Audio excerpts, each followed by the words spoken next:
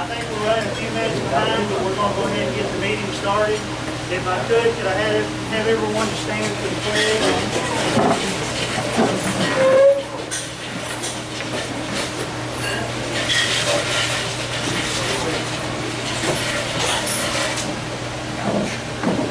I pledge allegiance to the flag of the United States of America, to the republic for which it stands, one nation, under God, indivisible, with liberty and justice for all. While everyone's up, would anybody like to volunteer to lead the prayer this evening? Carlos, you're volunteer. Lord, we just glad we all can make it today.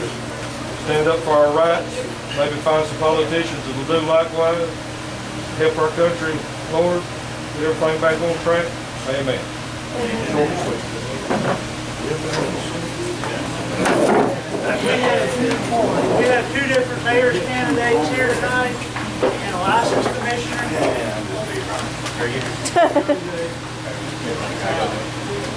We've got Steve Holt and Susan Goode. Those are running for Florence mayor. I don't really know a whole lot about either one of them. They both seem to be nice folks, seem to be good candidates. We're going to let Ms. Goode speak first. After that, we'll let Mr. Holt speak, and then we'll do a combined question and answer so you can ask either one all at one time. So, Goode?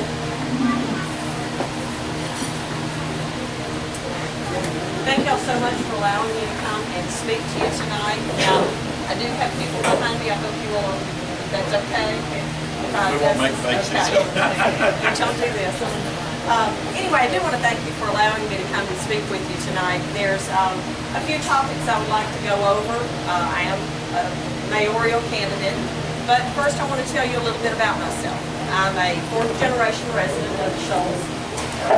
Come from a very strong blue-collar work ethic. I've run my own successful business for 13 years.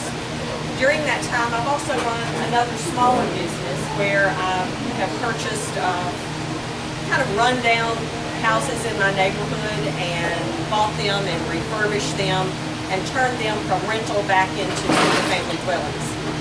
It changed the face of my neighborhood, and it was a very good thing for my neighborhood. It was a good thing for me. And now, instead of rentals, we do have families in those homes, and it's made a difference in the way my neighborhood looks. So I'm very proud that I had a hand in that as well. Now, during that time, I will tell you I did a lot of the work myself. I know how to do those things. My dad was a journeyman electrician. In fact, we think he is the oldest living member of the IBEW 558. He's 93 years old now. My brother was pipe fitter. So a lot of this work, we're used to doing these things ourselves. I have my own miter saw. I have my own power drill. I know how to hang sheetrock. I'm the person you want to call if you need your toilet replaced. So it's not just that I'm a business owner, I'm also a hands-on business owner. I do thank my dad for that. Like I said, we do come from a very strong work ethic. I've got two grown children. My son is an orthopedic trauma surgeon in Mobile, Alabama. My daughter works for the federal government. Her husband is an electrical contractor here in Florence. Now, prior to owning my own business, I worked in the Lauderdale County school system for 10 years. Prior to that, I worked for a specialty advertising company, and I did business with TVA and local businesses in the area. The first question people usually ask me when they know that I'm running for mayor is, why in the world would you want to do that? That's a good question. Having a financial background, I've been securities licensed since 2004, and having a strong financial background, when I started looking at the city and when I started looking at how our money was being spent, when I started looking at the priorities that the city, had in line as first, second, third, it really concerned me. And I started looking. I started pulling audit reports. I started looking at how the money was being spent. The thing that struck me is that in 2013, the city went to the bond market and they borrowed $19.3 million. They borrowed this money at an interest rate of over 4%. Now, as of the September 30th audit report for the City of Florence, we were still sitting on over $10 million of that money. We had not done anything with it. It had sat for 3 years. We had paid interest on it for 3 years, but we had built no value to that money. Now, from a perspective of someone who does buy and sell property, who does own their own business, the thing that struck me is, let me give you an analogy. That would be like you going to the bank to borrow money to build a house. Now, you're going to the bank, you don't know what kind of house you're going to build. You haven't bought the land to build a house. You don't know what size house you're going to build. You don't know what style house you're going to build. You have no idea how much this house is going to cost you to build it. But yet you go to the bank and you borrow the money. Then 3 years later, you still haven't built a house. You still haven't bought the land. You still don't really know what you're going to do with that money, but you paid interest for 3 years. This is what concerns me. This is what we're doing right now in the City of Florence. Now, the other issue that concerns me with the City of Florence, and all these are reasons why I decided to run for mayor. The other issue is the fact that we have what's called a Shoals Economic Development Authority. In the Shoals area, we have 4,300 people unemployed. Our unemployment rate in this area is 12% higher than the state average. Yet we are sitting on a Shoals Economic Development Fund that has almost $40 million in it that is specifically collected from our sales tax to be used to promote and to solicit jobs to this area. When you're sitting on a fund of almost $40 million and you have an unemployment rate of 12% higher than the state average, something's not working there. That money is not being utilized the way it should be. Now, we've got almost $40 million in this fund, and we are still collecting that tax. We are still going to our taxpayer and taking 0.5% of your sales tax and putting it into this fund. So that fund is continuing to grow. Every year, we are putting between $7 and $8 million into this fund. Now, when we take money from the economy, this is money that you could spend. This is $7 or $8 million that's coming out of your pocket. So instead of you spending it, we're putting it in a bank account. That means when you pull money out of the economy, there's a financial term that is applied to that we do not get to apply the economic multiplier to that money. That means what that money would do if you spend it and if it got to generate into the economy. So by us collecting $7 million a year out of your pocket, it's actually hurting our local economy to the tune of $21 million a year. This is something else that bothers me. This is something else that I feel like we are not working together. We are not working aggressively enough to do the things we need to do to bring jobs to this area. We've done quite a few studies, one as late as September of 2015, that tell us what industries we need to recruit. It tells us what is the best opportunity for us to bring jobs. We're just not implementing the information. There's an abundance of information out there. We are just not implementing that information. The last thing I want to talk about is our capital projects. Again, in 2013, like I said, we went to the bond market, we borrowed $19 million. As of just recently, we have only completed 2 of those projects. One of the projects came in 57% over budget. The other is estimated to come in at 59% over budget. I don't know if anyone here is in the construction industry, or would you say that's normal? No, not hard. No, not hard, especially when it's a commercial enterprise. Now, there's situations where things do come in over budget. If it's a house and somebody changes their mind and they're going to put in marble instead of, another, and then they're going to add on that extra. Those things are individual. Those things do have a higher variation than a commercial property does. But when you're building a commercial building, you should never come in 52 to 59% over budget. Now, that being said, the first two items that were supposed to be at the top of that list as far as priorities for the previous administration were animal shelter and senior citizen center. Animal shelter, we finally bought some land. That's about all that's been done. That was supposed to be the top priority. The first money that was spent out of this project, or out of this capital project's budget, actually went to the sportsplex. I don't have a problem with money going to the sportsplex. I think our youth need something to do. However, the sportsplex is one of those projects that it was estimated to cost $1.7 million.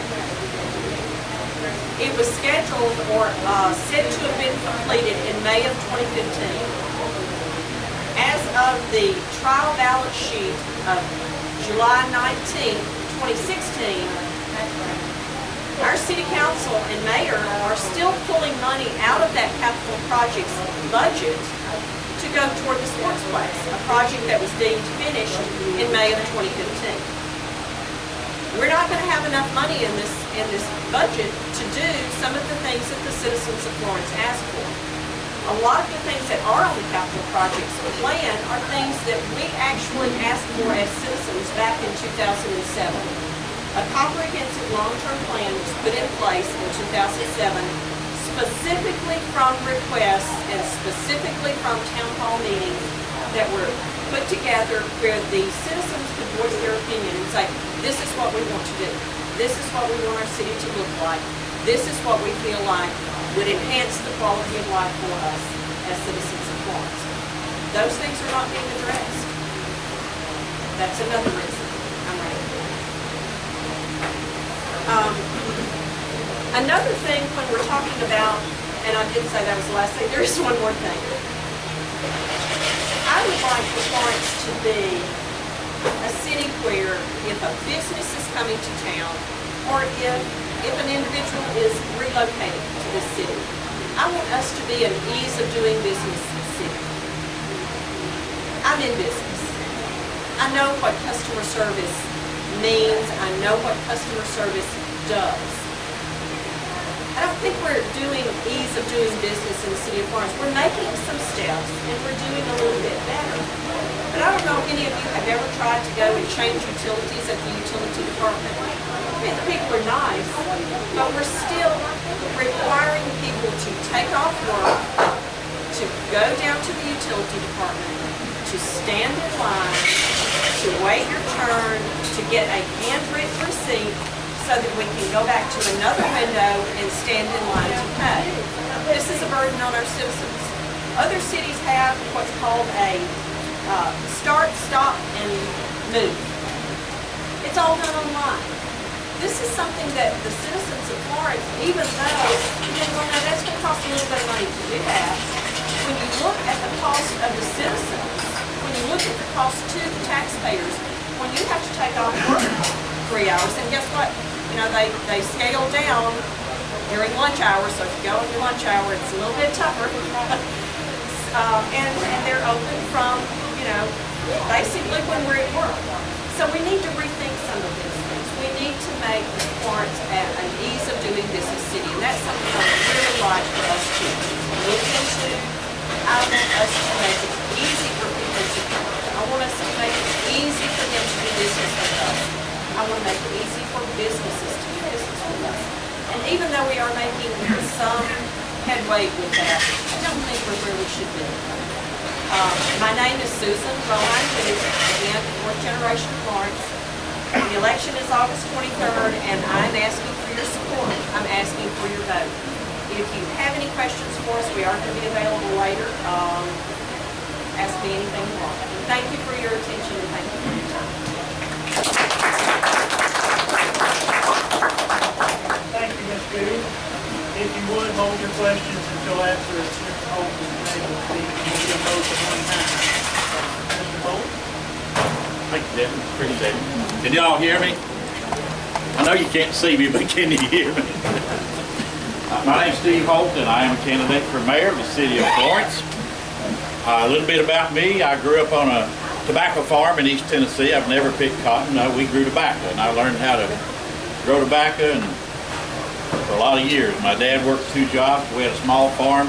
He had to work what we called a public job. He worked in a hosiery mill, and we took care of the farm. My dad was a big trader, so I have a 22 semi-automatic rifle that I got when I was a teenager. My dad gave me a 32 Colt pistol, and my wife and children just gave me a 9mm pistol for my first day. So I'm kind of well armed, I guess. We do believe in the Second Amendment, period. I will tell you a quick story. I said my dad was a trader. When I was a teenager, my dad traded for a double-barrel musket. Have y'all seen the double-barrel musket? Well, I'm ashamed of myself because I was a teenager. We needed some money, so we ended up selling it for $50. But that was such a nice piece to have kept, and I'm sorry we let it go, but I mean, life goes on. You have to do what you got to do, and we ended up selling it. But anyway, it was a beautiful piece of equipment. I'm a graduate of the University of Tennessee in Knoxville. I have a bachelor's degree in public administration, which is a major in political science and minor in economics. I'm a graduate of the Economic Development Institute at the University of Oklahoma. I'm a certified economic developer. I'm a graduate of the Institute for Organization Management at the University of Georgia. I'm a certified chamber executive. I'm one of about 100 people in the United States that hold both certifications. So I spent 45 years working in economic and community development, creating jobs. I've pursued industrial development, I've pursued retail development, anything that creates jobs. And mostly here it's been into retail, professional, in that particular sector. My wife Susie and I have 5 children, and as I said the other day, 8 and 9/10 grandchildren. We have a daughter that's going to be born August 3rd, and that'll give us 9 grandchildren. So we have 6 boys, and we'll have 6 and 3 girls. My passion is jobs. And my numbers are a little bit different than Susan's, but I'll tell you this, in the spring we graduated at UNA 668 students.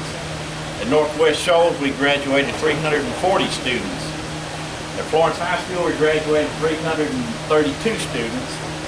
And all the Lauderdale County schools we graduated 640 students. So that's about 1,981 students. On the other hand, there's 12 metropolitan statistical areas in Alabama, which Florence is one of, and the July figures just came out, and we're at 7.3% unemployment.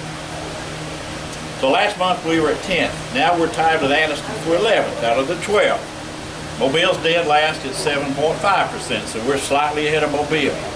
The next closest to us is Tuscaloosa at 6.8%, so we're hanging around down that tied with Anniston, tied with Mobile or somebody for being almost dead last. If there was something wrong with us, you know, I could understand that, but there's nothing wrong with us. This is a great area, a wonderful city. But the reality is, we're waiting for the phone to ring. And you don't run your business like that. You sure can't run a community like that. Somebody asked me the other day, how does Huntsville get a Polaris? Or how does Huntsville get a Remington? Well, the answer is real simple. They go after it every day. Motto, when the sun comes up, you better be running. They know how to do it. They deserve what they get because they go after it.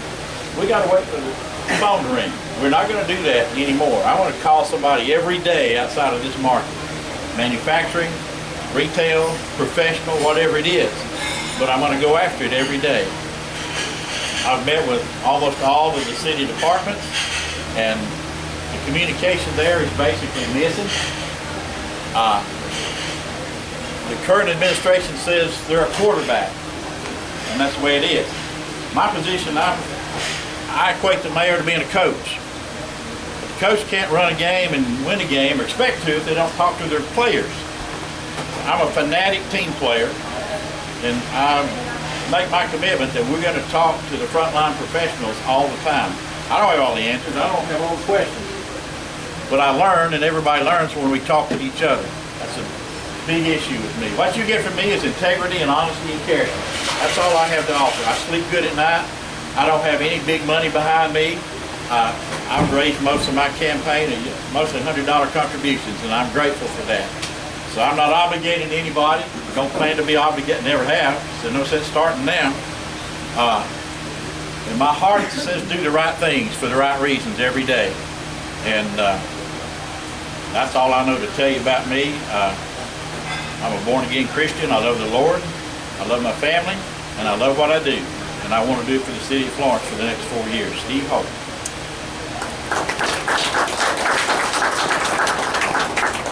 Thank you, Mr. Hull. So, does anybody have questions? Back there. I'm looking for more jobs in the area. And I'd like to hear both of your opinions on what type of jobs you're searching to bring into the area. I think we all feel that we have a plentiful supply of retail, hamburgers, doctor's offices. We have a plentiful supply of that. What is your standpoint on any industry leader that working men and women can go back to raising their families on?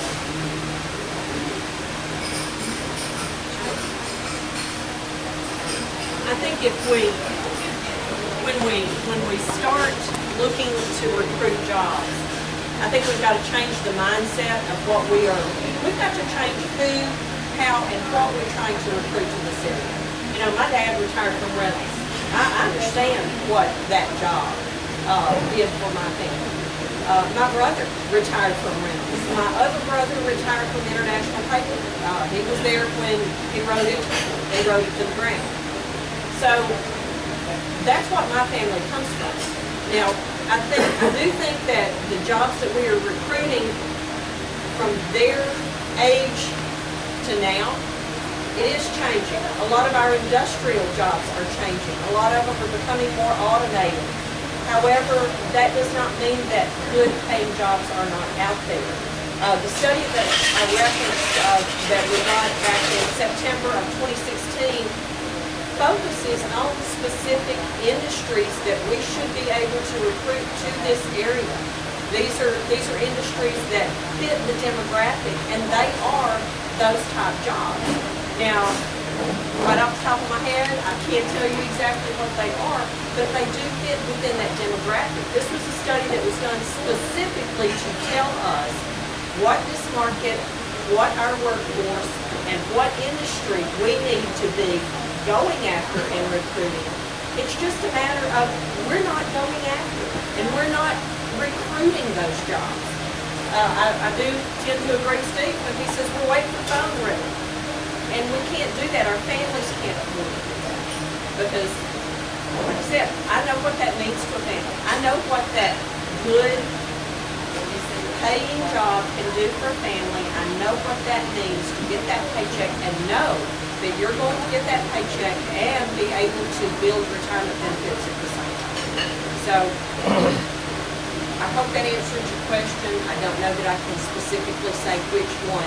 One thing that we are going to have to do, we are going to have to work on our infrastructure, because so many of the plants and so many of the industries that we are wanting to recruit to this area, they are going to demand more, the fiber optic networks, because it's not necessarily that the job is a high-tech job, but the machinery, the communication with the other plants located around the country, they are going to need to be able to communicate, and machinery, and we're just going to have to work on our infrastructure first. I think if we can get our infrastructure in place, it makes us very easily able to recruit jobs to this area that do fit within that growth. First part, I'm going to answer that if you bear with me for a minute. I'm going to tell you 3 quick little stories. The first one goes back about 8 years ago. There's a little company here, it's called Steph Industries. So he called one day and he said, we're in Florida. I've enjoyed all the hurricanes I can stand. We're going to move from Florida. So I sent him a data notebook on the community. 10 days later, I called him and asked him if he'd received it. Well, yes, he'd received it. And I said, if I send you 2 airline tickets, would you come up and look at us physically? He said, if you'll send me 3, because my son's graduating high school, and he's going to go to work for me. They're in a plastic injection molder. They make chin straps and cleats as replacements for football equipment. So they came up on a Friday. We had dinner with them. Saturday morning, they went out to the Entrepreneurial Center on Northington Court in the Industrial Park, which is a fabulous incubator and a great tool for us. He signed a lease right then. So he's been here now for about 8 years, and so there's the 3 of them in the family, plus about another 3 employees that got small business, and I'll come back to that in a minute. But about 6 months later, I went out and asked him, Jeff, why us? He said, well, I've talked to Hartselle, I've talked to Opelika. You're the only one that ever called me back. Now, I wish I could make this complicated, but I'll tell you another story. North American Lighting, which happens to be in Muscle Shoals and probably is our largest employer now, they got about 1,500 employees. They were not going to come here. Had no intention to come over here. They were a client of the North Alabama Industrial Development Association, which is a TVA, Regional Industrial Development Authority all across the TVA system. But because it was their client, they said, no, this is in our territory, you got to come look at us. So they reluctantly, this is a Japanese-American plant, they came over here, stayed at the Marriott, and they never left. Because they fell in love with the Marriott in this market. So we have a plant because of the Marriott, basically. Last story is Tosas, which is our newest plant in this industrial park, with another Japanese-American company. And as the CEO of the company said, we are only looking at cities that are college towns. So we were able to get Tosas here. I don't know, they probably looked at 30 or 40 cities, but we made the cut beginning because we were a college town. And all those things, none of them come together. It's just the reality is you don't know what's going to attract a company. And you sure won't if you don't go after it. You've got to go after it. We'll work with the Economic Development Authority if they want to work with us. If they do, we're going to put them to work because we're not waiting for the phone to ring anymore. But I'll tell you the story about the little company out of Florida. It's the reality is you got to call. First of all, you got to call people. Second of all, you got to call them back. They don't know we're here. There's 10,000 cities in just the 48 states, forget Alaska and Hawaii. There's 10,000 cities that are going after that every day. And if we don't, what do we expect to get? We get nothing. Back to your question on jobs, industrial jobs, retail jobs, service jobs, healthcare jobs, education jobs, hospitality jobs, small business jobs. There's 3,300 roughly licensed businesses in the city of Florence. 2/3 of them have 10 or less employees. They're small business. That looks like downtown. That looks like Atlanta or Birmingham. The percentages are almost the same. Then I agree with Susan.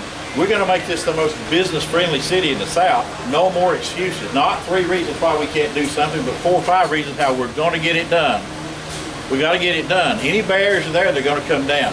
We got to fix that.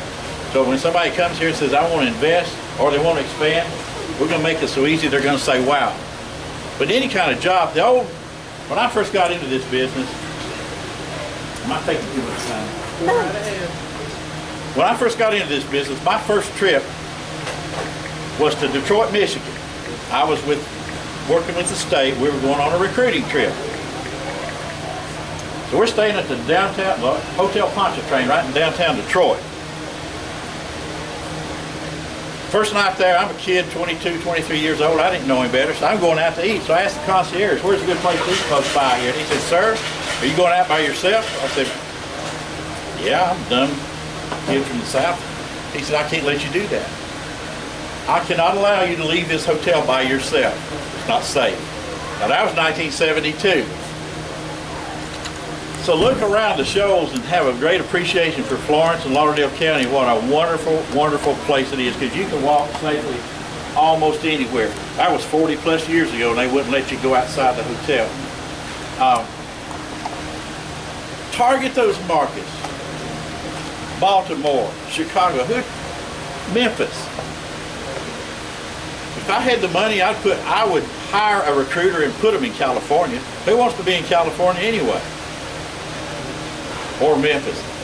The word of the day is bandwidth. To attract people, we got the bandwidth, the fiber, the satellite communications, everything that we need to play with the other boys and girls. Why would you want to be in Memphis when you can be here? So I hope that answers your question. We're going to go after, old rule of thumb, 100 manufacturing jobs would create about 60 non-manufacturing jobs from spin-off. Today's world, it's all one job tends to create another job. It doesn't matter where it comes from. And jobs raise the economy, they raise the wage rate and everything else that goes with it. I was preaching, I apologize.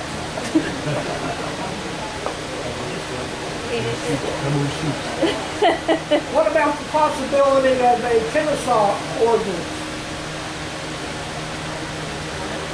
Kennesaw, Georgia, passed an ordinance to, that every household had to have a weapon in it. Can't do it. Let me answer that. Can't do Just to add a little more detail to that, in case either of you aren't familiar, because I saw that look. I'm not familiar. It's an ordinance that's rarely, if ever, enforced. It was put in place back in the mid-'80s, I believe, mid to late '80s. And their crime rate plummeted below the rest of Georgia, even being in a suburb of Atlanta. It can't be done in Alabama. And to this day, their crime rate is still much lower than the rest of Georgia. But you can't do it in Alabama. I think that we need to look at maybe what's happening in this country right now. Chicago's got the strongest gun control laws in the country. And guess who has the highest murder rate? And if you look around, Germany has the highest gun, they've got the strongest gun control of any nation in Europe. And look what just happened from an 18-year-old that was able to get his hands on a weapon. And they want to take away our weapons? I don't think so. There's two sentences to the Second Amendment. Basically one sentence, but it's real simple. Why would anybody want to add to it or take it away? My fear is, somebody asked me, are you a Democrat or Republican? And I said, yes.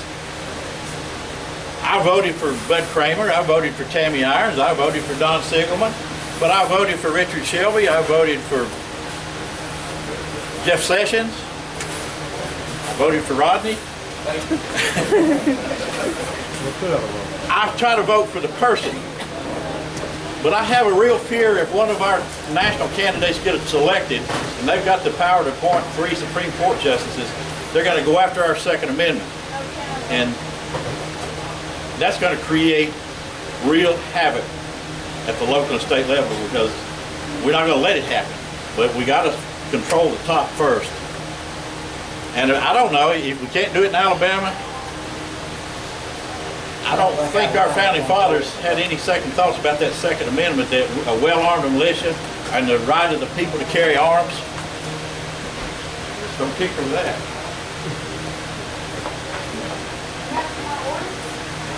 I grew up with guns. I mean, from this age all the way to now. I had 2 older brothers. I thought I could do everything that they did, and I usually did, and I usually did it better. But I was always small, so you know my gun was this little rifle that my grandfather bought me. The thing about the ordinance. The only thing that bothers me about that is I know how I was raised. I know how I was taught. And I was taught from a small child that you take that seriously. You take your guns seriously. It's a serious thing. You don't point them at people. You don't wave them around. You don't, play with them. You don't do any of those things. In fact, one of the things that my dad always said, and I hope this is not harsh, but my dad always said, you don't ever point a gun at someone unless you've already decided you're going to kill them. Now, that's the way I grew up. So, we've all got guns in our house, that's not an issue for us, but I know how to handle them. My family knows how to handle it. There are people out there in this world that if they had one in their hand, it would scare me to death because they're idiots. That's the only problem that I have with that ordinance. If we ever did have an ordinance of that sort, we would have to make sure that we went through the same training, we went through the same certification, and we had the same mentality that I was taught or that I was raised with. So that's my thoughts. I would add that to that also, to look at Japan, what just happened yesterday. The guy with a knife. We're not going to take weapons away from the good guys because the bad guys are always going to have it. We're going to protect ourselves. Go ahead. When they were planning to reconstruct Wood Avenue, they said they were $3 million short. About the same time, the city government gave UNA $3 million. You know, where's that money? Why did they do that? And when they need to spend taxpayers' money on taxpayers.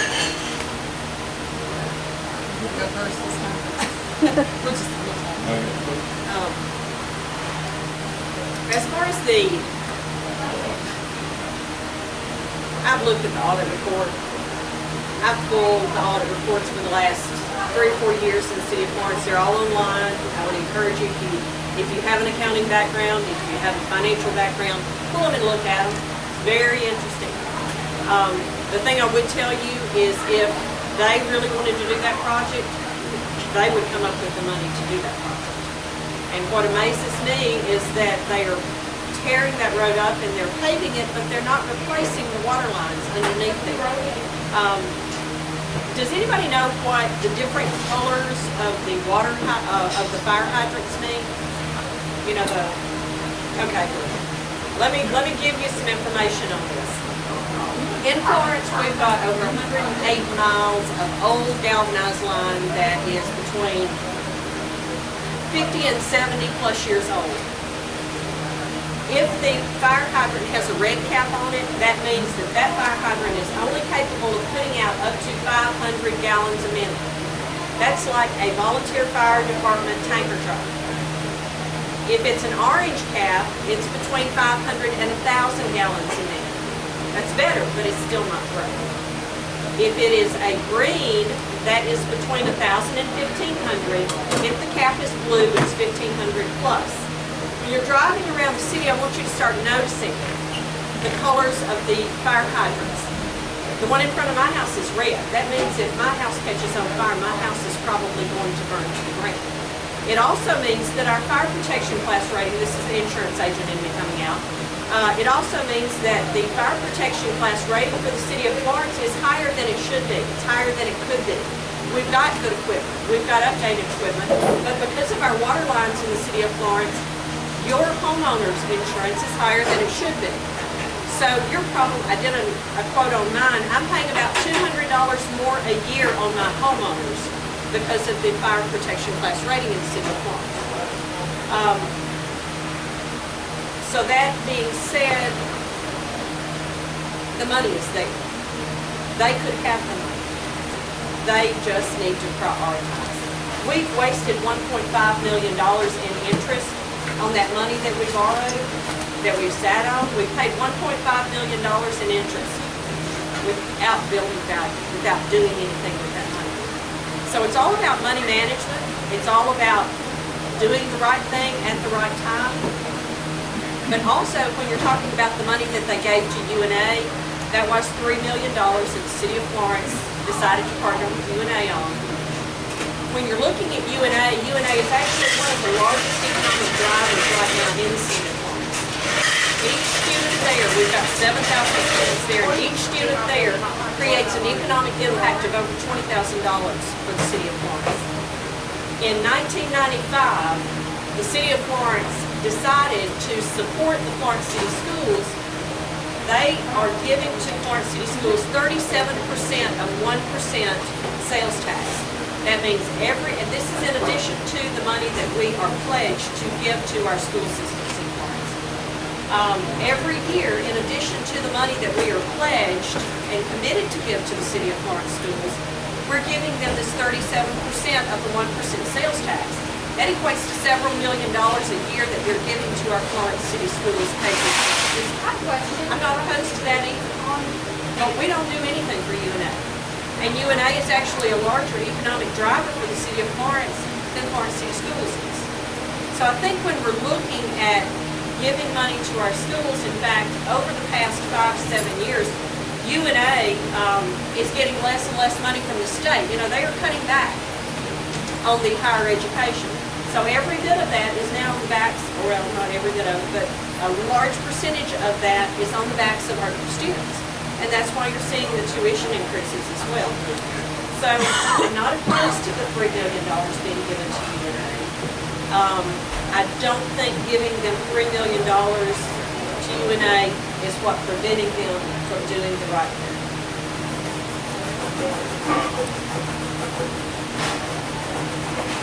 Well, the $3 million was commitment to the science building at UNA, which is a $40+ million project. I think that has to be a one-time investment. Yes,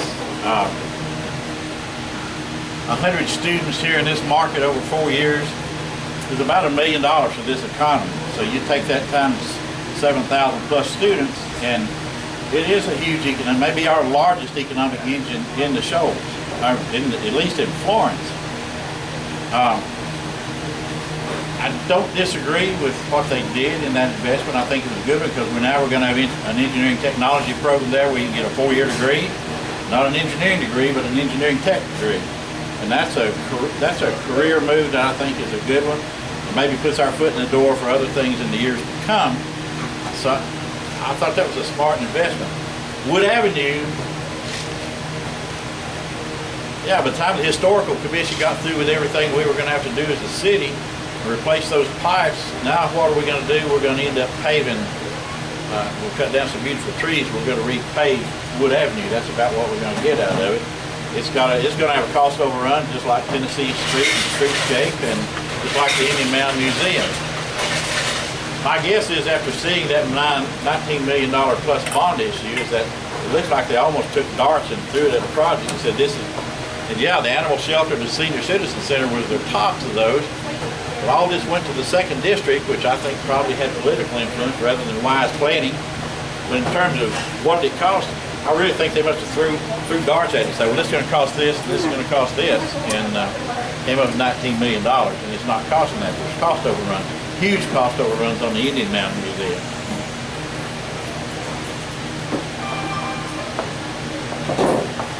Go ahead, Carlos. All right. You've been waiting. Well, first of all, whoever runs the city of Florence, they need to get together and decide if they're going to be a retirement community, which is going to leave you service industry and funeral homes and medical, or if we actually going to go back to doing something. That's the choice they got to make before they worry about anything else. Now, as far as yourself as being mayor, when you get elected, are you going to follow the laws of the state of Alabama to the letter? Or is a group of people going to have to come up and spank your hand and threaten you to get you to do it? Because we have no problem doing that. Yes. Yes, which one? I'm a rule follower. I've always been a rule follower. You know, you don't work the jobs that I've worked and not be a rule follower. You know, you're not licensed with Securities and Exchange Commission for as long as I've been licensed with them and not be a rule follower. So. Yeah, well, we've met the City Council of Florence and a bunch of other of them, and not everybody believes in your Second Amendment right. They're there, they're here. You'll be dealing with them. And then there's the ones that want to bend the law because they don't want to upset them soccer mom voters and things like that. But my suggestion on that is, you know, they're all up for re-election. yeah, but I'm just worried about how y'all, because the mayor has the final, he's the one running the city. He has the final say on following the law or not. Well, I don't think the mayor, Trust me, the mayor the mayor takes 2 seconds when he realizes he's back up against the wall, and all the roadblocks fall down. Done been there, done seen that on several cities. So yeah, he has the say. Or maybe you could give an example of what. Okay, I'll give you an example. We went to the city of Florence, confronted them about the illegal gun signs that they had up. Everything rocked on there, and wasn't nobody gonna do nothing, and they hadn't done nothing wrong. And the minute the little TV camera went off, and we stood around and told them just forget it, we'd file the grievance with the Attorney General the next morning. The mayor like to broke his neck jumping up and informing us that give him 5 days, he'd have him signs down. And they knew they was breaking the law, but they was trying to appease the soccer moms at the park. So that's one example. I can give you many more. I don't mean to be wishy-washy on this, but if that's a situation where the signs will come down, I hope the signs have never gone up. Other issues that, would I violate them? Maybe. I believe in prayer in school, I believe in prayer at football games, and I believe in pledging the flag and anything else. And anybody outside comes in and says we're not going to do it, we'll just find a way around it. That I could have control over. Other state laws, Roy Moore weapon system, and what did he get? It makes no sense doing stuff like that, but you know you're going to end up out of office or in jail or something. But in that particular case of mine, I'm not giving up my rights on that. And There's a whole different thing in giving up your rights, in my opinion, and running over somebody's rights. Yeah. I mean, because what them signs was doing was running over. They was running over Second Amendment rights.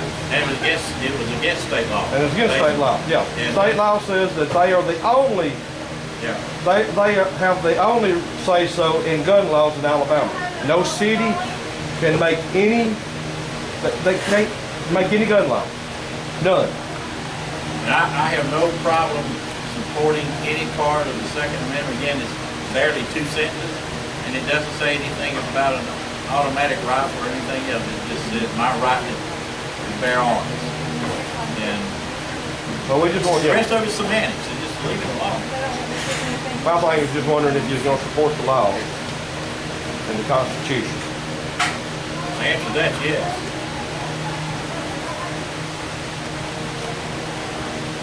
That's it for me. I got a question for you folks. Okay.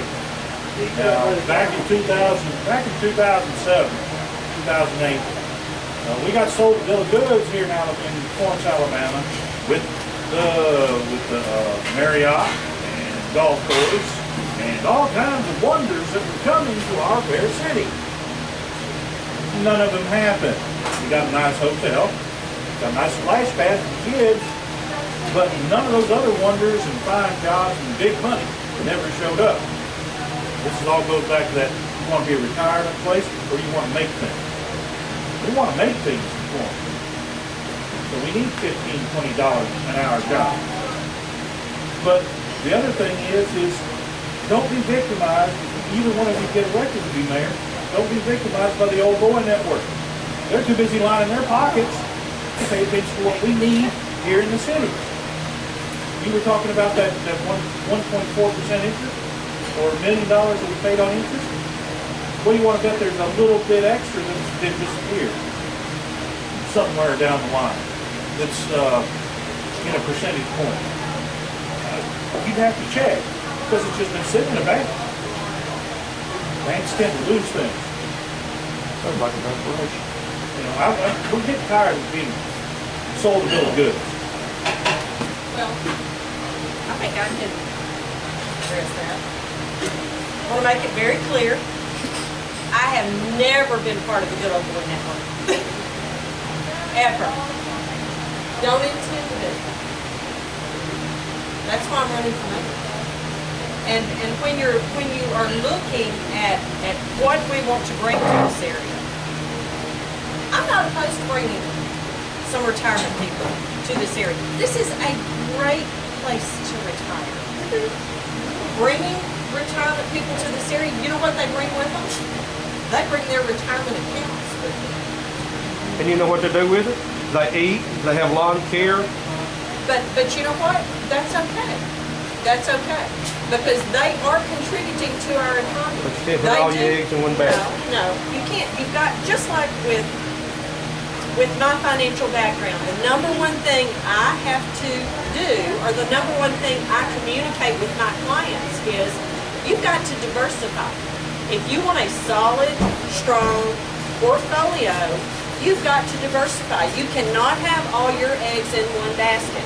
There's a reason that's an old saying, because it's true, it's solid, and this is something that makes sense. So you cannot have all your eggs in one basket. This cannot be a retirement community. This has got to be a little bit of everything. And when you diversify your community, you get the same strong community that you get when you diversify your portfolio. Not only is it good for the community, it insulates you against risk. Because when you have a diversified community, if you have, one portion of that community all of a sudden goes belly up, like we saw the TJs, when we saw the sewing industry. They moved. Okay, what that did to this community, because we were not as diversified as we should have been, that left a huge gaping hole in our economy. So you can't. Mexico, Yeah. So you do have to diversify, and that would be my plan. Yes, we have to recruit jobs. Yes, we have to recruit industry. But let's be diverse in it. Let's get a little bit of this and a little bit of that and a little bit of something else, so that when maybe one of those industries doesn't pan out, or technology changes and it's no longer a viable industry, we've still got this one and this one and this one over here to pick up the slack while we're looking for something to replace that. Let me say this, I don't know that this community ever wanted to make it a retirement community. Community didn't. Yeah. The community didn't. Well, Who was asking anybody? but I had a young banker tell me a couple of years ago, he said, I thought, I was still in college, and I thought, why are we trying to recruit retirees when I need a job? And he said, then I graduated, I got a job at a bank, and one of those retirees walked in and opened a $50,000 checking account, and about $500,000 of assets that went with it. And then I understood there's a certain value to that.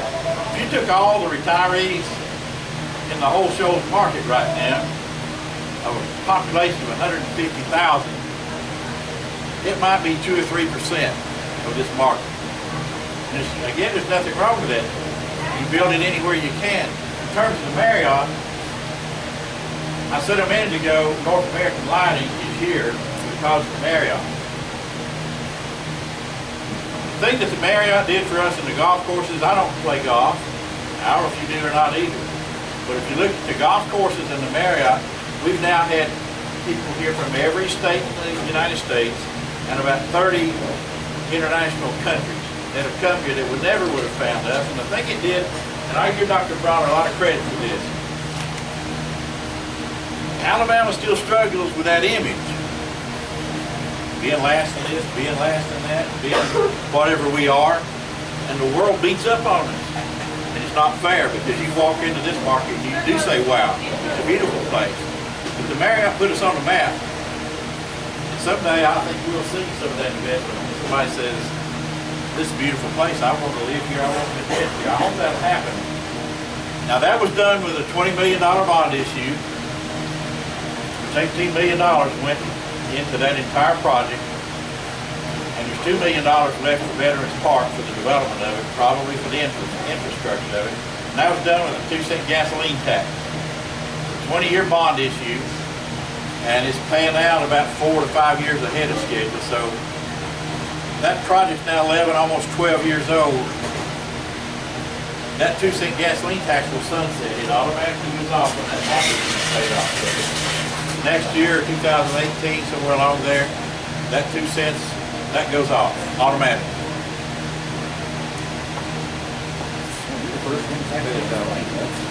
Go ahead, sir. It does, it automatically. It's Unless Some months ago, My youngest daughter was T-boned by a dumb boy that ran a red light. And she was airlifted to Huntsville. And that's when I found out that we don't have a trauma center here, and that's why they airlift to Huntsville, and it costs over $40,000 per airlift. What about getting a trauma center at that new ECM hospital or somewhere? The trauma center is called tertiary care. A market like us, I hate to be honest about it, but we'll probably never see that level of care in this market. But with the new hospital, what I think it will do, it will increase the number of healthcare professionals, the doctors that actually look at us and want to be a part of that new hospital, plus all the ancillary programs in healthcare that can and would be here. That's a huge step forward for us to have that new hospital here. That's 70 years. I mean, it's been 70 years since we've had anything like that.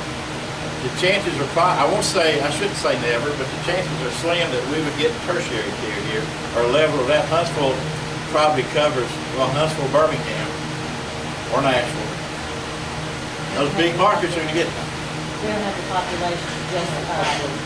Don't have the population to justify it. That's unfortunate. So we're going to be a secondary, if we can remain a really strong secondary healthcare market where we can attract from Columbia North to almost to Tupelo east, and certainly as far down as almost to Tuscaloosa. We attract it. That's our market, frankly.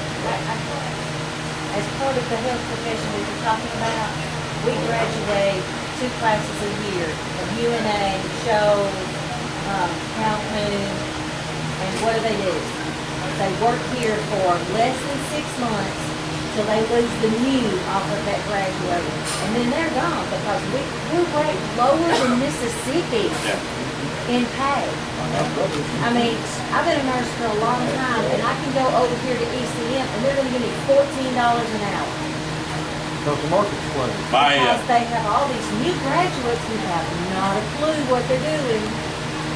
And they work for a couple of months until the new falls off, because as a new graduate, you're going to make $12, $14 an hour. Once you lose the new, you can go to Huntsville, you can go to Athens, you can go across to Tupelo, anywhere, and make $20 Lawrenceburg. Yeah, Lawrenceburg is lovely, but you don't ever want to go there. But they pay more. They pay twice what they'll get down here, or more. But, you know, my license. My son's a nurse anesthetist at ECM. And he wanted to come home. He's the only one of our 5 children that we'll ever have here. They're all somewhere else. And he got married about 4 weeks ago.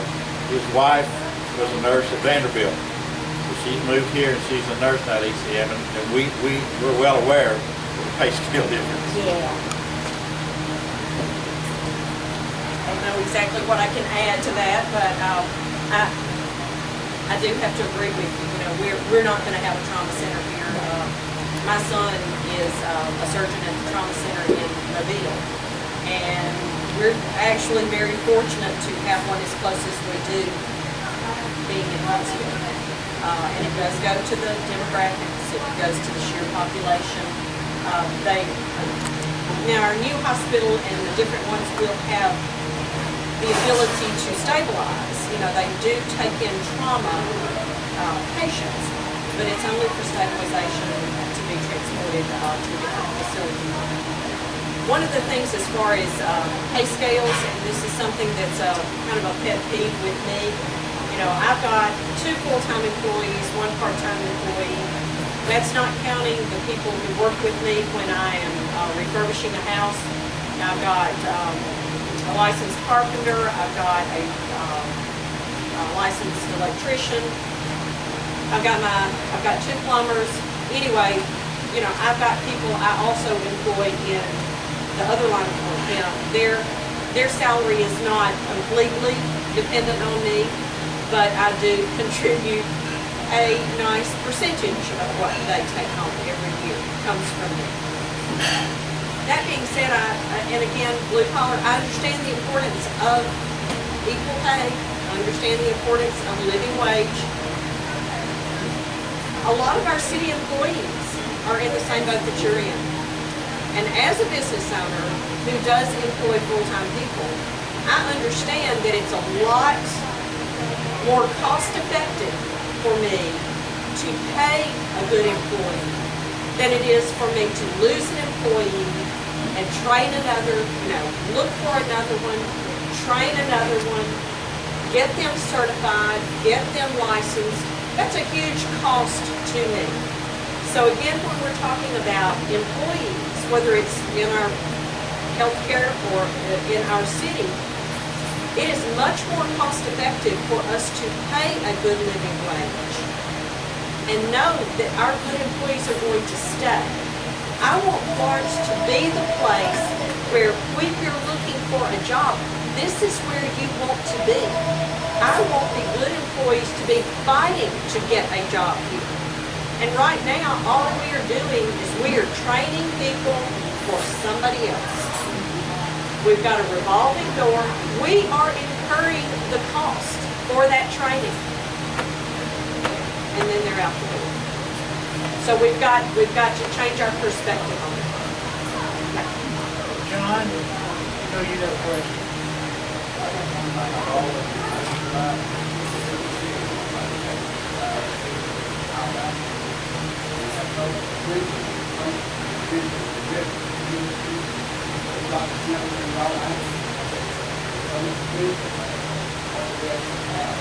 You have residential houses on the river. That's what you have. That's why you don't have any river industry, because you build a $3 million house on the river where our plants go. You have to put a shoals over there. Yeah. He said, why, it's a river city like Decatur, why don't we have any river industry? Well, we do have the Port Authority, such as it is, and it's been down there a long time. I think we've just never gone after it. It's one of those things that we haven't figured out, even though we have studies that tell us what we need to be looking for. We just, it all goes to leadership, is what it does. And sometimes when you don't have a leader who understands that this could be a viable part of our city, you don't solicit that business. Now, another part of the development, we actually have the River Heritage Trail. I know that's a quality of life thing. It's not, doesn't contain jobs. It's just quality of life. We started it and then we just quit. We've still got money that was borrowed to develop it, but we just quit. So I went down and walked it the other day, and you've got this trail, and you've got this, it's hard packed, and it's one of those things that TVA trucks run up and down on. I could be as far as from here to this door from the water, and you don't even know the water's there. So it's totally underdeveloped. We are totally ignoring our waterways. We're totally ignoring our development along the waterways. If you were in downtown Florence, unless you're on the tall buildings, you would not even know we have a river down there. So it's just totally weird. I don't know what the solution is. The first presentation I made when I came here, I carried a can of liquid gold with me, the furniture polish, and I said, I grew up in East Tennessee in between the French Broad and the Holston Rivers, which comes together in Knoxville and makes the Tennessee River. I thought they were quite special. I learned to fish and ski and swim in those rivers. When I got down here and they said this is a Tennessee River, I said, you gotta be kidding. It makes those upper reservoirs look like creeks. And so it is liquid gold. We're the closest metro area to the Ten-Tom waterway. Our port does really well. We did over 500,000 tons of cargo this past year. It's growing. That's up from last 3 years from 350,000 tons to 500,000 tons. This is really growing. Wilson Dam is, 1.5 million tons of cargo that comes through here. You got to come through here. But you just said it right. The north side of all this property is owned by TVA. The south side is owned by homeowners. and it kind of squeezes us out. The port, for example, has tried to work out something with the barn down there for as long as I've been here, and they don't want to sell. Now that would gain a lot more expansion just for the port, which would allow the port to do a lot more things. Now the co-op just built that grain area, which added a couple of jobs and a lot more cargo coming in and out of the port, but we're kind of limited to that compared to Decatur. And I'll give you another example. We had an investor that wanted to build an indoor water park on Veterans Park. $25 to $30 million worth of investment. Well, ultimately that Veterans Park is owned by TVA. It's got a 99-year lease to the city.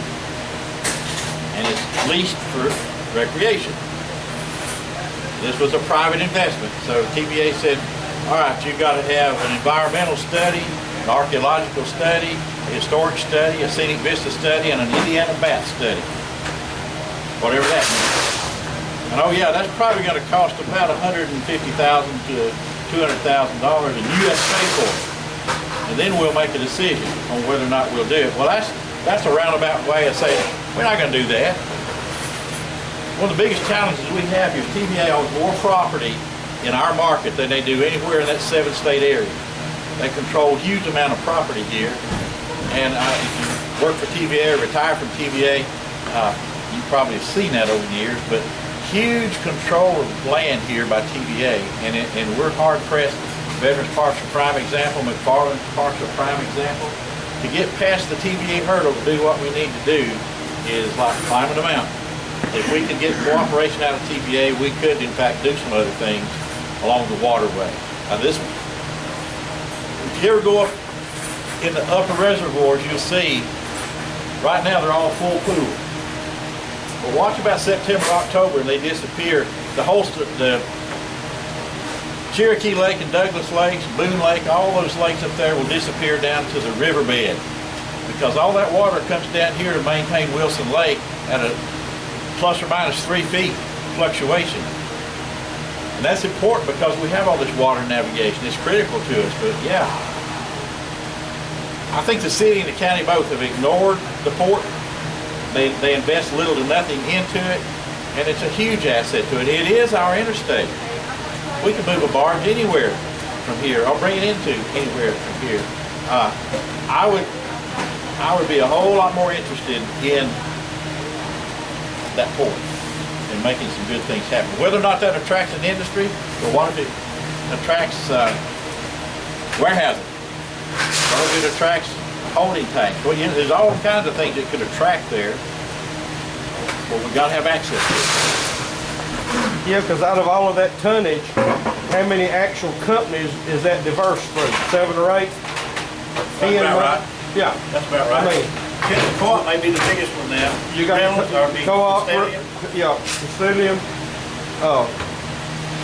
Robertson Scrapyard, fertilizer company over there, and the concrete company. Rock and the sand, yeah. I mean, that's about it. That's about it. So it sounds like a whole bunch, but it's not. There's lots of potential there. Yeah, there's a lot of potential, but it's never been. Nobody's kicked her in gear because they want your IRA and your ARP discount. They don't want you working. I want to say. I've heard politicians in the past go that they would like to look out their window. Rich folks and influential folks in Florence have said they would be glad when they could look out the window and not see a smokestack in sight. Rudy's has just about made sure of that when they went up there. I mean, look out your window, do you see one smoking? I've actually heard that before, and right. I want to say again, I don't have any obligation to anybody. And there's probably some that don't want me to be elected because I'm not obligated to anybody, and we're going to create jobs. We're going to go after the job. Anybody else have a question? I think she's got an answer. One more. I'm not obligated to anybody either. I just thought I would let y'all know that. You can look at my financial statement and see. I grew up in East Florence. I don't know that I know influential people. But I will tell you, now my daughter worked at Sara Lee. She went through an HR internship with Sara Lee. And again, it goes back to this customer service mentality. You know, one of the things that came out in the paper when they closed down, if you'll notice our city leaders quoted in the Times Daily as saying, we didn't know. We had no idea. Do you believe that? Well, I know from my perspective, if I am doing, you know, I'm an agent for a national company. If my national company decided to come in and they were no longer going to do business in Florence, Alabama, I would probably be the last one to know. So if my city leaders were coming to me and saying, Susan, how are things going? Oh, they're going great, things are just going good. Well, you know, my corporate headquarters could come in tomorrow and shut me down, and yeah, I wouldn't know. I wouldn't have a clue. So when you do have someone who is as important as Hillshire Farms, sitting right in the middle of your city, you've got to be going to their corporate headquarters on a quarterly basis, or every 6 months, or however often their board of directors meets. And you've got to go to that city, and you've got to tell them, you are one of the most important economic drivers in our city. You are so important to us. What do you need from us? What do you need for us to do for you to increase your footprint in this city? You need to have a conversation with the CEO of that company. The CFO of that company needs to know your name. The board of directors need to know who you are. Even if it's just to shake their hand on the way out the door after their meeting. Hi, my name is Susan Good. I'm mayor of Florence, Alabama, and I want you to know how important you are to my city. Because if you do that regularly, if you do that the way you're supposed to, that's good customer service. And we may still not have been able to keep Hillshire Farms here, but at least if we had done what we should have done, we would have been part of the conversation. And I don't think we were part of the conversation.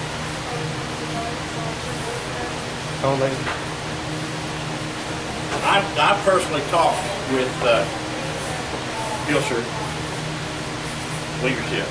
I talked to Han leadership. I did not talk to any Izzy leadership. The Hillshire people, you probably, what was the original name of that plant? Rudy's Farm. Well, before Florence that, Packing. Florence Packing. Then it was Rudy's Farm. Jimmy Dean. Then it was Jimmy Dean. It's been a bunch. Then it was Sara Lee. And then it was Hillshire. And then Hillshire got bought out by Tyson. So you talk to those folks and said, we looked at every way possible because we knew it was a big facility here. Part of that plant's at least 70 years old. We figured if we could invest in it and do some things, we could get about 2% more capacity out of it. Unfortunately, Tyson's got 6 other plants in the United States that does the same thing. They're newer, more modern, better equipped. Not the people are not any better. They're great here. But they said we made a bottom line decision. My point in all that is, same thing with Han. Old plant here, you know, it was built in the 60s. It's just, I don't want to say it's worn out, but it's old. It's not dilapidated, but it's old. They had other places that could do it better than we could do it. Again, my point in all that is, when you get into economic development, yes, you better be talking to these people. And you got another one out there now, like Monarch Tiles, a big employer here.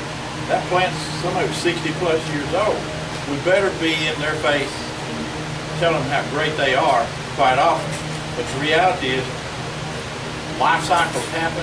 You're going to lose a Hillshire, but you better be, you got to be going after it. You can't wait for the phone to ring. You got to go after it every day. You got to go after it. Take care, first of all, of what you got. Any given year, anywhere between 66 and 75% of every job that's created is created by somebody already here. So you foster those and you make them welcome here, but make sure we don't find ourselves waiting on a 70-year-old plant to close, because it's probably going to happen. We got to go after the new and keep feeding it and keep feeding it. 2,000 kids graduated. We're going to lose mostly every one of them because there's not a job here for them. We're just better than that. Well, you're talking about age and losing, and dadgum, if I ain't mistaken, Custodian just bought Reynolds, and Reynolds is how old? And I've been all through that plant. Let me tell you, you talk about rotting, falling down. Nah. If people work right and everything works good and you want to be there, you'll be there. And as far as Han, I know the story on that too because I used to work there. So you can't come in and rate places and expect them to stay there. And the hog plant's been bought by somebody locally. We've already thrown up the barriers for why they can't do something. And Who bought it? guy named Joe Fields, What's he wanting to do there? he had a prospect that was going to maybe do some other textile work there. And we threw up the barriers. See, I'd heard that Navistar was looking at it too. Never heard Navistar looking at it. That would be great. But, only thing I've heard is the textile operation. The big one, several hundred employees. But we got all the roadblocks on why we couldn't do it. I'm gonna take my turn and throw in a question. Jump in. We've talked a lot about big employers that employ, several hundred people and over 1,000 people. When you talked earlier, both of you did, about making Florence a business-friendly city. Let's talk about small employers.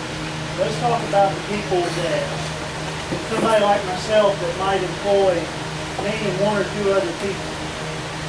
Now, making 2.5, 3 jobs, that's not a lot, but when you get a few hundred people doing it, it adds up. What can be done and what would you do to make Florence more friendly to a small business?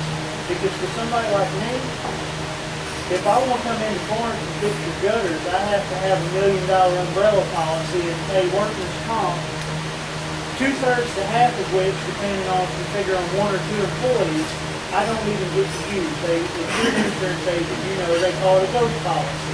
I have to have it to appease the city. I can never collect on it. If I fall off of the roof and break my neck, or break a leg, or whatever it may be, it's not paying out because it's on me personally. So, what can be done as far as making it more friendly to those businesses so that small businesses that mow grass and clean gutters and repair decks or pressure wash or whatever they may do are able to operate in Florence without having to jump over a hurdle that's too tall from the roof? The problem is not just having a hurdle that's too tall to reach. I'm a small business owner. I employ 2 full-time and 1 part-time. And in addition to the other job I have with the other people that I employ. The problem for me has not necessarily, I haven't experienced that because that's not the industry I'm in inside the city of Florence. But the problem is it changes from who you ask. When I'm working on a particular house, I do have a certified contractor that I work with. We go down to the city of Florence and kind of depends on who you ask as to whether or not you need a permit to do this or that. So it makes it difficult. I don't have time to keep going and keep asking. I want a hard and fast set of rules. I want to know I'm a rule follower.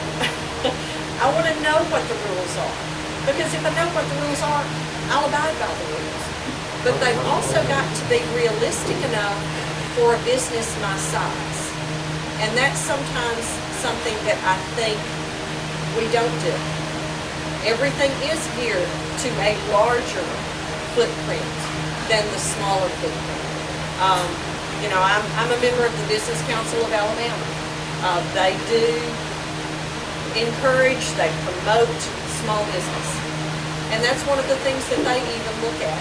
What can they do to help legislation, whether it's at the state level or at another level, to help promote small business.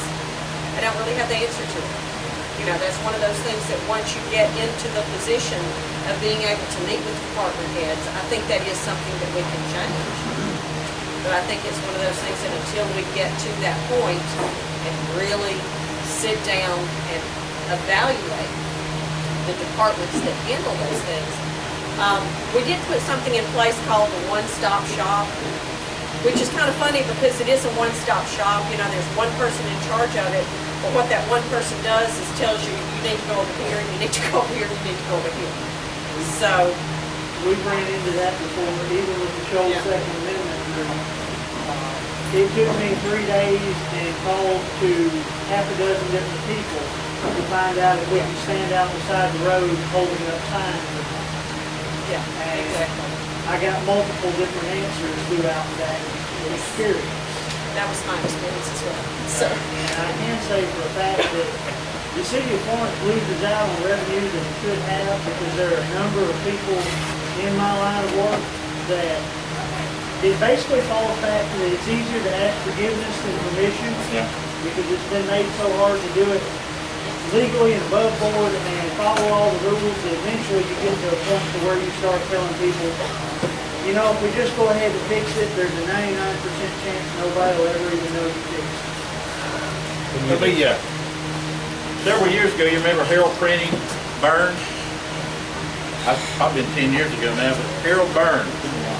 And I went down to talk to Jack Martin that morning. I said, Jack, what can we do to help?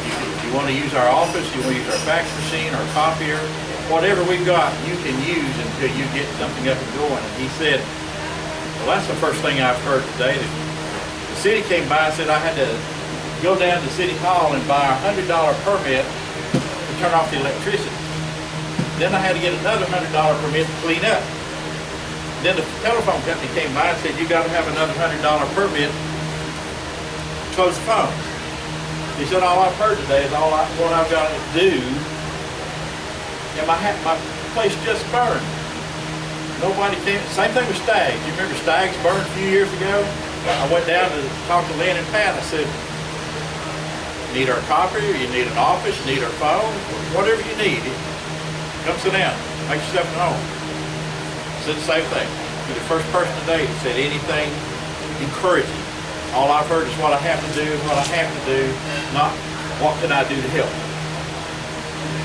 Trying to go, you've probably already done that, but trying to go down to the electricity department and get your electricity turned on for your business. $5,000 deposit, $20,000 deposit, or if you don't, you got to pay a surety bond. Go buy a surety bond. Well, I said earlier, 2/3 of our businesses have 10 or less employees. 40% got 5 or less employees. How are they going to come up with $5,000 to pay the electricity department to get their damn electricity turned on? The answer to that is, you fix it, you change it. I'm not a if it ain't broke, don't fix it guy. If it ain't broke, break it. If it ain't broke, fix it anyway. Change it around, tinker with it, make it better. One thing we'll do is look at other cities, and what are they doing that's working? Melissa Beavis, the one-stop director, she is very good at it. She can get all the engineering department, the science department, she can get them all around her table and say, here's what you got to do. And that's a smart move by the city. But it still doesn't take away all those barriers about what you got to do. Landscaping. I don't, over and over and over I hear about the landscaping. It's a small business. I got to do this before I open my doors. Some folks are grandfathered in. Well, how about spreading that out over 3 or 4 years so that you don't have to do it before you open your doors? That's another $15,000, $20,000 investment that you don't have right then. I'd rather you get your doors open. And then we'll worry about those things. But a lot of these things are barriers that are artificial barriers that somebody's put up over the years. That's bureaucracy. We're going to get rid of that. Anybody else? This is directed mostly to Steve Holt. I grew up in Knoxville, and this may be a dangerous question, but are you a Tennessee fan like I am, or Alabama fan? That might cost, you don't have to answer, it might cost you some votes. No, well, let me just tell you, when the group that hired me when I came here, after they hired me, they said, all right, now you have to declare. I said, okay, what might I be declaring? They said, we have to declare for Alabama or Auburn. They knew I was a Tennessee graduate, so they were kind of gigging me. I said, what if I declared for UNA? And they said, yep, that'll work. So we're big UNA fans.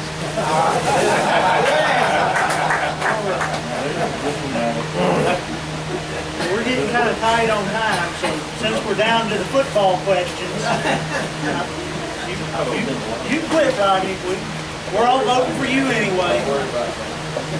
I would like to thank Ms. Dude and Mr. Holt for coming out to speak. Thanks, Chris. I want to thank Rodney for coming out to the meeting, even though we've all already went and voted for him. Do we need to vote for you one more time? Yes, please, November the 8th. Can we get free license? License, I wish I could give you free license. Well, come on, man. Do you even still have anybody running? Have you not been getting Yes, bills? I have an opponent that's running against me in November, Tony Cox. He's running against me in November. I'm gonna vote for you again I anyway. don't know, that's what everybody says, you ain't elected yet? I'm like, no. Come on, dude, hurry up. I'm trying, they just keep on believing in my way. Well, thank you for continuing to show up and support the group. I'm glad to be here, and you know I'm supporting y'all, and I appreciate the support y'all giving me, I really do. And it was actually great to hear these two candidates tonight. I'm one of those businesses. I haven't worked in Martindale County in 15 years. So I know what they're saying. I know exactly what they're saying because I'm living it. I've been in everywhere from Madison to Lawrenceburg. So I know. So I understand what they're going through. I understand the businesses, especially smaller businesses. My wife owns one of them who is struggling because the city council wouldn't listen. Been there, done that. The council was a full chamber, so they didn't want this Walmart right down here. Month after month after week that they didn't want it, what the council do? They pushed it through. So I understand, I'm with you. I don't live in the city, but I'm influenced a lot by the city. So I totally understand and agree with what these two people are standing and what they're fighting for, and I'm behind both of you, so go get them. I'll be honest with you, after listening to both these folks speak, I'm kind of glad I don't live in the city. I have a real hard time picking between them. That's going to be the problem if you like both of these folks. I think this is another case where we have two very good candidates running for the same office. I would like to point out that we did put out an invitation to Mickey Haddock to come down and speak. He declined our invitation, but the invitation was made. I'm not putting that out there to be for or against him, but we should know who was willing to show up and who was happy to come and take their time to speak to us and answer our questions. One quick thing that I would like to throw in, we talk a lot about gun rights and gun safety. Preparedness should go along with that, and that should go everywhere from carrying a few supplies in your car wherever you go, possibly having a bug-out bag or a get-home bag, as some people call it. That should also carry over to the polls, whether that's voting here in Florence on August the 23rd, or whether we're up into November into the national elections. We need to be prepared when we go into the polls, and we need to not go in and go, well, I've heard this name more than I've heard any other name, or this person has more name recognition, or I like the way this one looked on their TV ad. We need to be doing on every level exactly what we've done right here, is we need to talk to the candidates, we need to ask questions, and we need to find out what their position is on things. That way we don't go in and we don't hire somebody to run a good chunk of our economy based on whose name sounded better on the ballot, or what letter they had next to their name. Because that's how we've got a lot of these people that we've got, is on false information and what they call low information voting. And I've been called a lot of things in my life, and I deserve most of it. But one thing I don't ever want to be called to deserve it is low information voting. So that kind of goes along with our door prizes tonight. We've got 22 long rifle shot shells from Dan Fox. He's got shot glass guns over across the road here.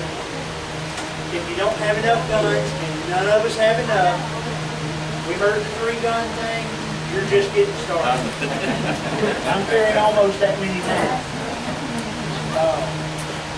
Survival tips playing cards. Flashlight with a little strobe on it, that way if you're stranded on the side of the road, not a very powerful flashlight, but anything that flashes is gonna get people's attention. If you need help, best thing you have is a flashing light to draw attention. If you don't have that, just got a whistle, compass, and a little thing for waterproof matches to go in. So you can figure out which direction north is, blow a whistle at somebody, or just start you a fire and wait. I donated those for my business, J&L Woodworks and Electrical. Need anything fixed around the house, be glad to help you. So, does everybody have a blue ticket? These are the free tickets we handed out for door prizes. Anybody else need one? Nope. I did a good job. Okay. Your first, we'll reach in and draw one. Okay. Last three numbers, 011, 011.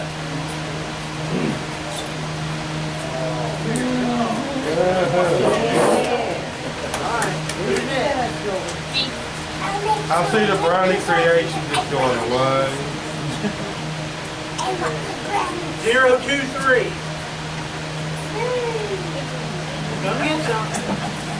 I see them brownies disappear. Yeah, I see the brownie. Disappear.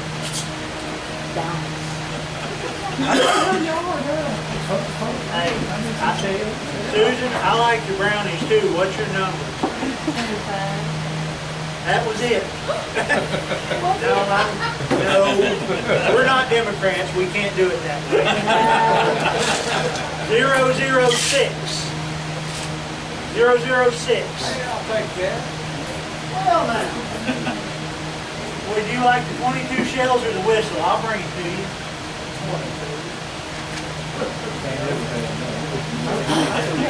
You know, I trust me.